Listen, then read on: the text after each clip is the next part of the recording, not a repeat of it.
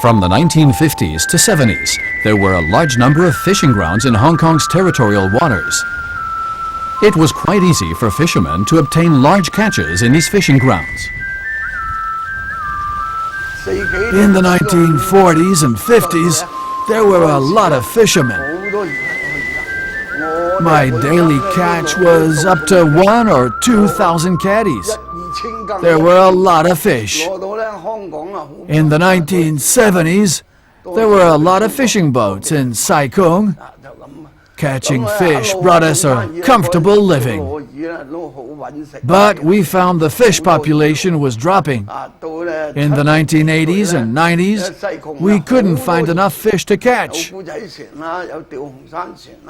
the 1990s, fishermen in Tuen Mun also found that their catches were miserably small. Hong Kong's marine fishery resources had been exhausted. Vast areas in China had been hit by drought for many years. We have very limited water resources, and the average water resources for China's per person, or we call per capita, is only 1/4 of the world average. This situation in northwest China, in northern China, is more serious because China's water resources is not evenly distributed. In our northern China, we only have 1/8 of the water resources. In northwest of China, we only have 1/24 of world average. And with so little water, we have to feed so many people. Most vehicles in modern cities run on petroleum. Others are fueled by LPG or electricity. Our domestic appliances also use electricity. In power plants, heat energy released during the combustion of coal, petroleum, or natural gas is converted into electricity. Petroleum and LPG are products of oil. Coal, oil, and natural gas are the products of very slow changes over hundreds of millions of years to the remains of ancient living things. Hence, they're known collectively as fossil fuels.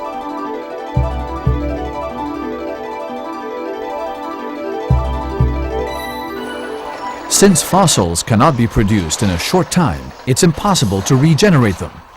And so they are called non-renewable energy sources.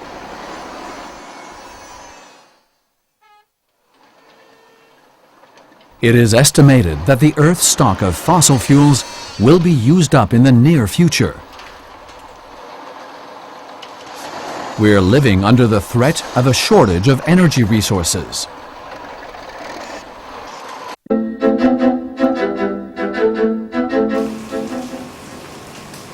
There's a high frequency of heavy rainfall in June. This beaker is for collecting raindrops falling from the sky. Dip a blue litmus paper strip into the rainwater, then remove it, and take a look. It's turned red. That means the rainwater is acidic. This is called acid rain. The rainwater is polluted. It's absorbed acidic matter from the atmosphere. And so acid rain is an indicator of air pollution. Acid rain is formed when sulfur dioxide and nitrogen monoxide dissolve in rainwater. These two gases are waste products of burning fossil fuels. Acid rain damages land plants and aquatic organisms. It corrodes metals and buildings.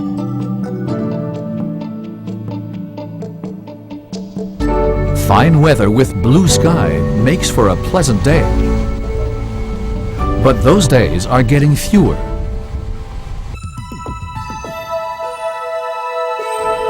Over the past decades, air quality in Hong Kong has been deteriorating. Smog occurs throughout the year, and the daily roadside API figures have been consistently high. The polluted air is choking us. The major sources of air pollution are the exhaust fumes from power plants and vehicles. The exhaust fumes contain large quantities of carbon dioxide, sulfur dioxide, nitrogen oxides, compounds of fluorine and mercury.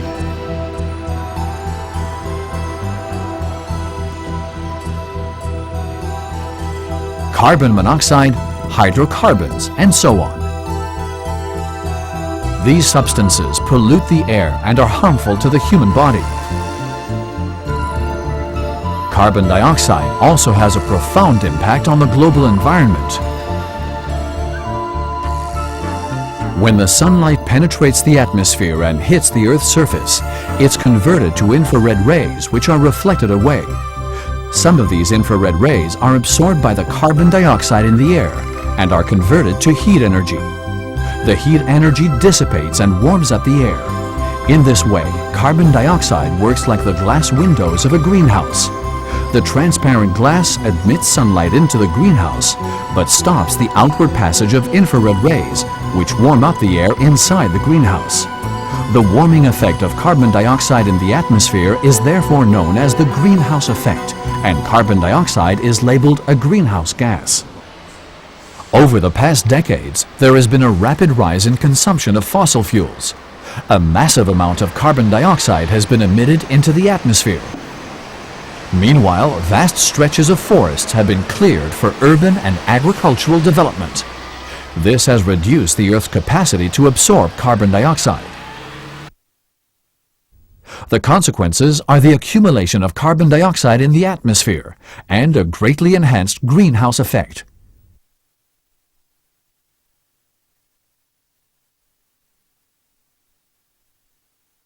Research conducted by the United Nations IPCC has revealed that the average global atmospheric temperature rose 0.6 degrees Celsius over the course of the 20th century.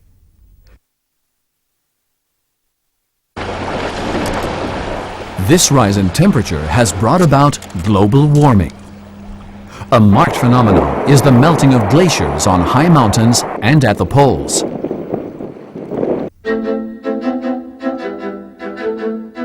The IPCC forecasted that if the current trend of global warming continues, global atmospheric temperatures might show a rise of 1.8 to 4 degrees Celsius by 2100. The IPCC estimated that global warming in the 20th century has caused a 17-centimeter rise in the global sea level as a result of the melting of glaciers. It forecasted that if global warming continues, there will be an 18 to 59 centimeter rise in the global sea level, and a large number of coastal cities will be submerged.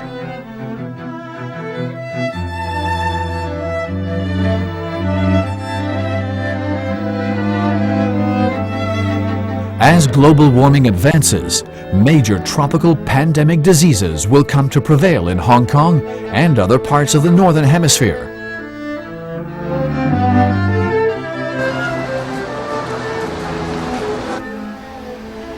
Modern metropolises are densely populated. Their populations produce large quantities of solid wastes daily. Municipal solid waste consists largely of materials related to construction and demolition work, shop wastes, and domestic rubbish. Solid wastes dumped at random create eyesores, blocking paths, breeding germs and pests, emitting pungent smells, and releasing toxic substances. Their presence causes nuisances to people and constitutes a serious form of pollution. According to regulations, builders are obliged to transfer the construction and demolition wastes to landfills. Shop and domestic waste are collected and transferred to landfills by contractors. Hong Kong's 7 million people produce 1,800 tons of trash daily. The solid waste are transferred to 3 strategic landfills. According to the EPD, the last landfill will be full in 6 years. We're competing with solid waste for space.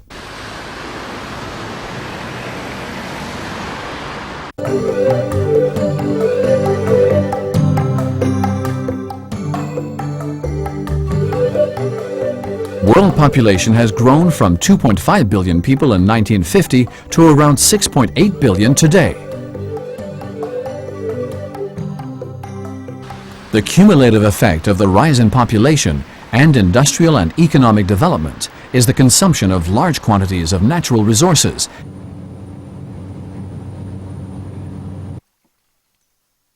and the emergence of various pollution problems.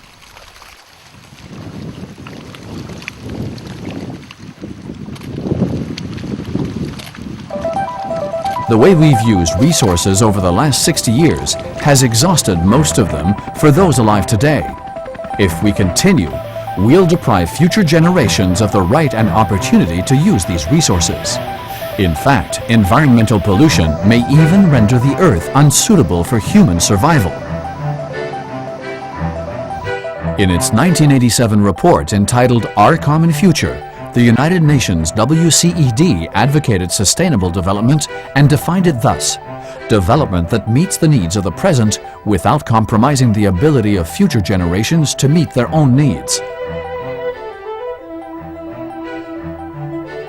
With reference to the Hong Kong context, the Chief Executive in his policy address of 1999 elaborated on this definition of sustainable development and spoke of finding ways to increase prosperity and improve the quality of life while reducing overall pollution and waste, meeting our own needs and aspirations without doing damage to future generations' prospects, and reducing the environmental burden we put on our neighbors and helping to preserve common resources. The concept of sustainable development is based on the assumption that the natural environment has the capacity to recover by itself after being damaged. Is this assumption a valid one? We see hope in the countryside of Hong Kong.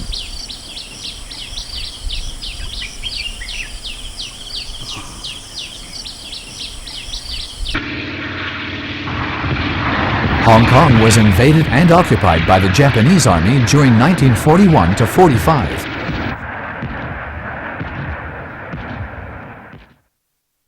The countryside was badly damaged during this period of occupation. When the Japanese Army surrendered and withdrew in 1945, all that was left in the countryside were bare hills.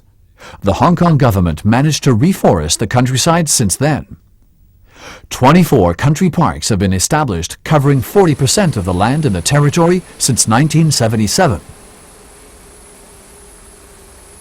Laws to conserve the natural environment and wildlife in the country parks have been enacted and enforced.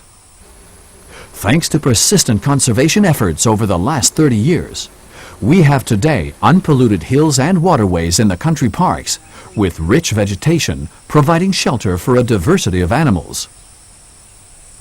It's obvious that the natural environment is capable of regeneration.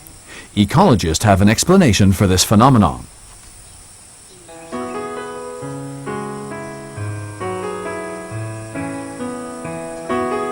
A living thing needs a living space or habitat. A living thing and the environment in its habitat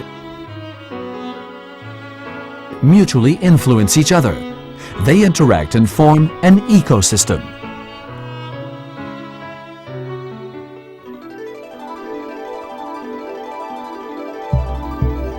In an ecosystem, green plants absorb sunlight and convert the light energy into chemical energy, which is stored in the body matter of plants. Herbivorous animals, like rabbits, feed on plants. Carnivorous animals, like snakes, consume the bodies of herbivorous animals. A top carnivore, like an eagle, feeds on other carnivores. Such a feeding relationship among organisms is called a food chain.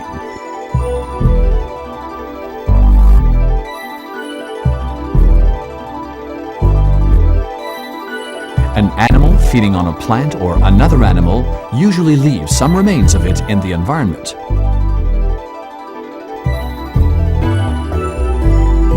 These remains, as well as feces and dead bodies, are decomposed by bacteria and fungi.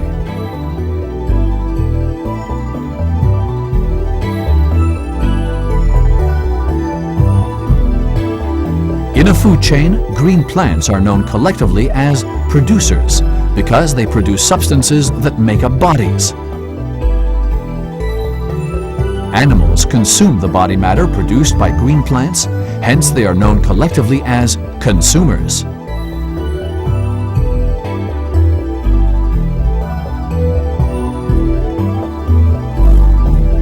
Bacteria and fungi are known collectively as decomposers, as they break down the body matter of plants and animals into simple substances.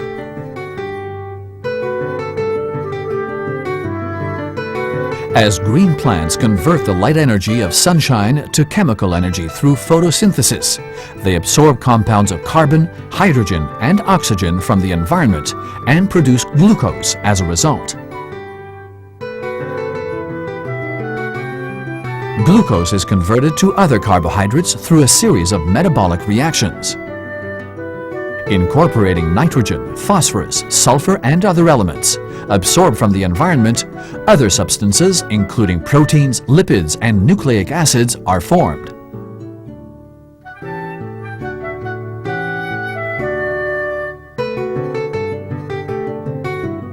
Chemical energy is stored in the bonds between atoms in the substances which make up the body. Plants carry out respiration to release the stored energy to meet the needs of the various processes essential for the maintenance of life. A certain portion of the energy dissipates into the environment as heat.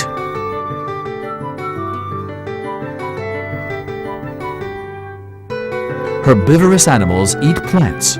Carnivorous animals eat herbivores, and some are themselves eaten by other carnivores.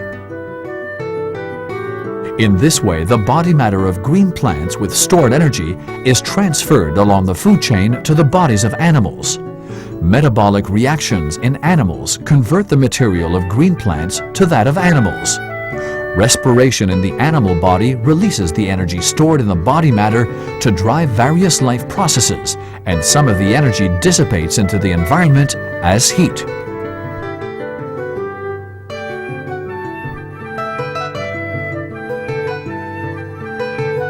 Food remains, dead bodies, and animal feces are products of the body matter of living things. When they are decomposed by bacteria and fungi, the stored energy is dissipated into the environment as heat. And the complex molecules of the body matter are broken down to simple substances which are returned to the environment. If absorbed by other green plants, these substances enter another round of cyclical flow through living things.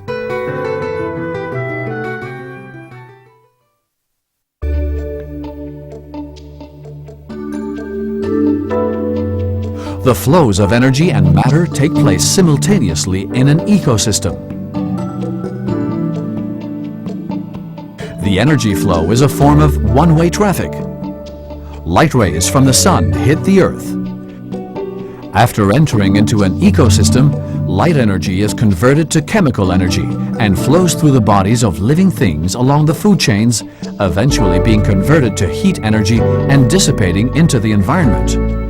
The unlimited supply of solar energy sustains the operation of the ecosystem.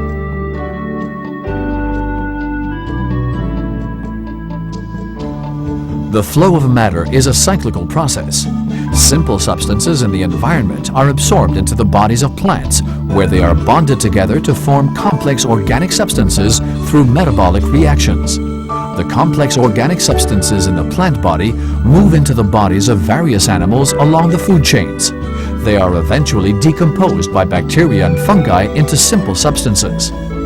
These simple substances return to the environment and enter another cycle if they are absorbed by plants again. We see that in an ecosystem, the energy flow drives various matter cycles, leading to the sustainable development of living things and the environment.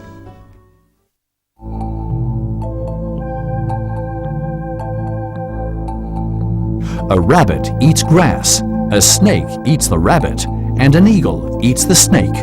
A food chain is formed, but a snake also eats frogs and mice.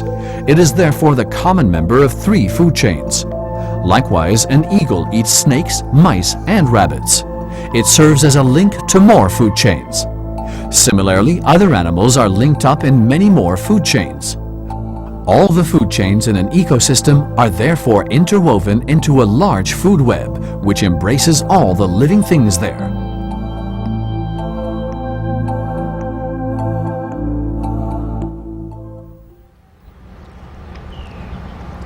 In some conditions, the food web gets extremely complicated. If the population of a certain species drops or disappears, the overall effect may be hard to predict. The survival of one or more other species may be adversely affected. To be safe, we need to conserve all the species existing in an ecosystem.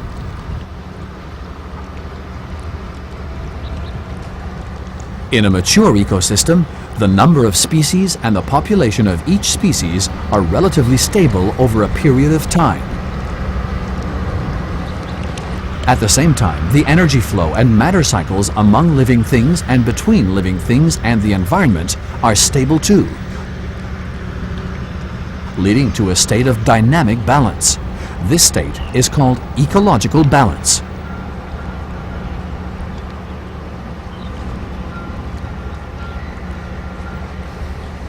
A mature and stable ecosystem is capable of self-adjustment. Whenever, as a result of external factors, there's a change in structure and function of any item, the ecosystem quickly responds and undergoes appropriate adjustments to resume its ecological balance.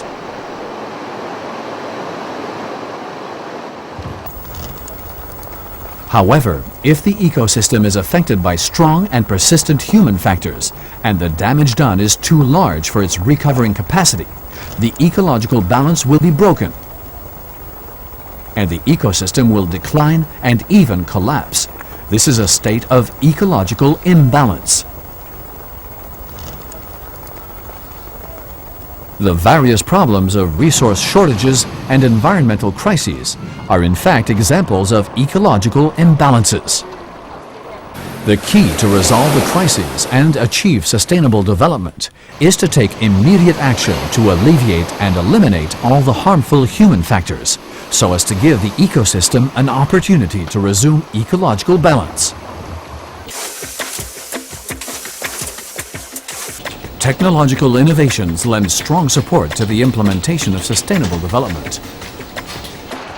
Air pollution, global warming, and energy crisis are the consequences of human exploitation of fossil fuels as the major energy sources.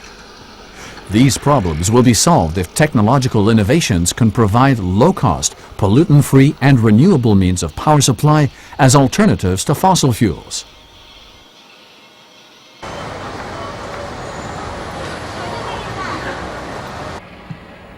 Solar power and wind power are wise choices for Hong Kong, given the constraints of its area and population.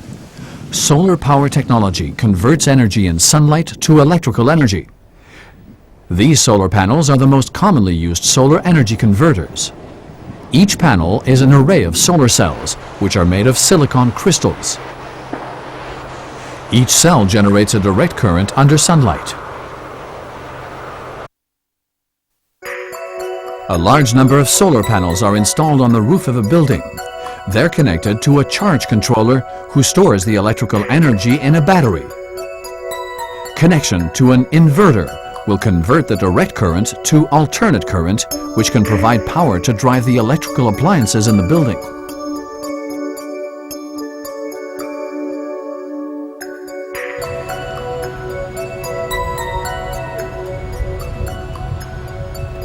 A wind turbine is a combination of a windmill and a generator. Wind blows on the windmill's blades, which turn on their axle. This causes the rotor of the generator to rotate within the stator. This relative movement generates an alternate current. The current is made available for use for domestic electrical appliances.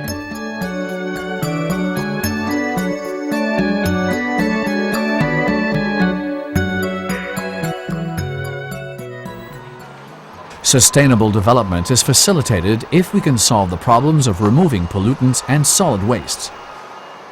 Professor Pun of the Hong Kong Polytechnic University invented a method to deal with both problems together. we try to recycle the construction waste by crushing the concrete, rubbles, rocks, and into we call recycled aggregate, like this, okay? And we try to put them into the eco blocks. And in the first generation of eco blocks, it complies more than 70% of recycled aggregate, that is the construction waste. To further enhance the performance of the eco blocks, we try to incorporate waste glass into our blocks. Glass bottles like this is a major waste problem in Hong Kong as well. Hong Kong is producing more than 300 tons per day of these glass bottles. The incorporation of the waste glass into the blocks not only help to recycle the glass, it also help to improve the property of the blocks. It would improve the appearance of the blocks, especially at night, because it will give a shiny appearance, and also it will improve the water absorption capability of the blocks. In our third generation of eco blocks, we not only put recycled material, including construction waste, glass, into the blocks, but we also aim to improve the air quality of Hong Kong, especially in the urban area. In these blocks, we put a small quantity of photocatalyst of titanium dioxide into the surface layer of the block. The purpose of putting the titanium dioxide is to utilize its photooxidation properties. Under the effect of sunlight, a strong oxidant is produced, and these oxidants were able to convert volatile organic compounds and also nitrogen oxides in the air to non-polluting substances. This help to reduce the air pollution in our urban areas.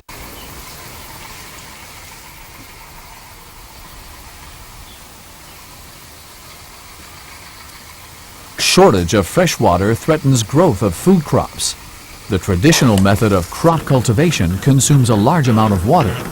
Threatened by a shortage of fresh water, we need a method of irrigation using the minimum amount of water. Professor Zhang of the Hong Kong Baptist University has invented such a method. In the laboratory, we found plants can sense soil drying. Then they can produce what we call stress signal in the drying roots. And then this signal can be transported to the shoots, to the leaves. Then the plant leaves, you will find their stomata can be closed a little bit. And the stomata are pores on the leaf surface and open for CO2 or carbon dioxide uptake. Now we found plants can have such a mechanism. This mechanism is good for the plants because they don't know if they have sustained water supply. They do not know whether they have rains tomorrow. So this is evolutionary results.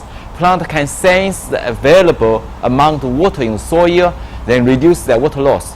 Now we can make use this kind of response, put them into crops in the field. We let the crops, the food crops, always have some water shortage crisis there, hanging there. And if you reduce the water available in the soil, and if we have to design some specific irrigation method, that part of the roots receive water, part of the roots not receiving water in drying soil. And this drying soil can produce this stress signal compounds which can close the stomata. So the end result is plants use less water, but they still maintain the biomass production, maintain photosynthesis, but much less water. You may use less water, you may reduce some biomass accumulation, but not necessarily you have reduced the yield, because plants know how to protect their children, and in a way they have enough food for their seeds production, make sure the seeds are properly produced. So that's the interesting things we have found. We found we can use 30%, 50% irrigated water and still maintain the food production.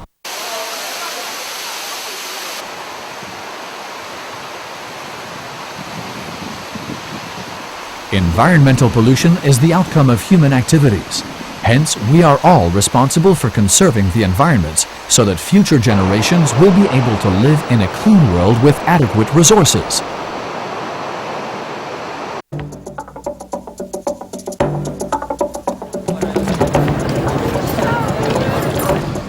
The major cause of air pollution is the excessive use of fossil fuels in vehicles and power plants. We may help alleviate air pollution if we refrain from driving automobiles and manage to use less electrical power in our daily life. For example, install sensors in escalator systems so that the escalator will automatically stop if there are no passengers for a period of time and start only when a person is approaching.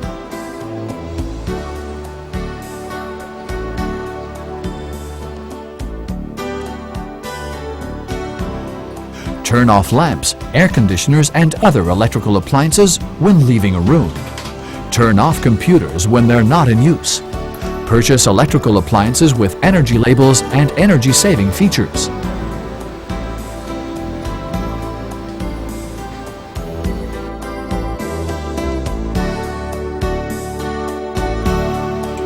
The popular use of computers, printers and photocopiers has led to a remarkable increase in the use of paper.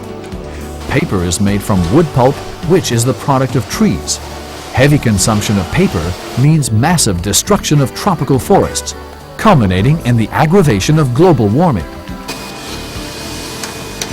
Therefore, we should try our best to save paper.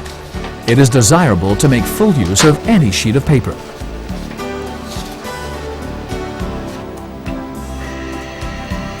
We should also make proper use of water. Keep the water used for washing the face or rinsing clothes and reuse it to clean the floor.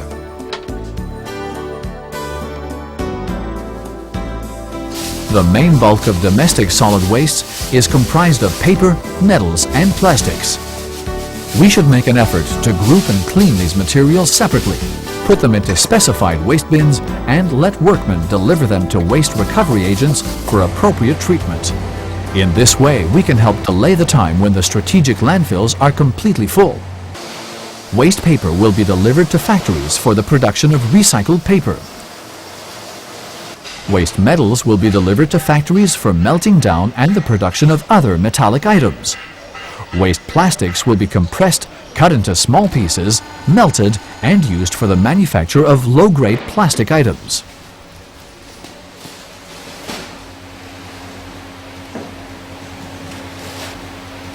A large number of plastic bags are thrown away daily.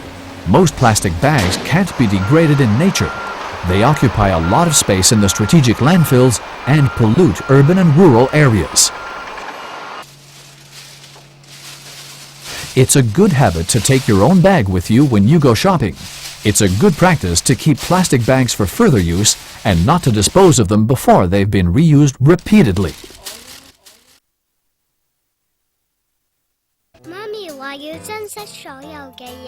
The government has taken measures to control the overuse of plastic bags. From July 2009, a plastic bag levy of 50 cents is charged for each plastic bag in supermarkets, convenience stores, and personal health and beauty stores.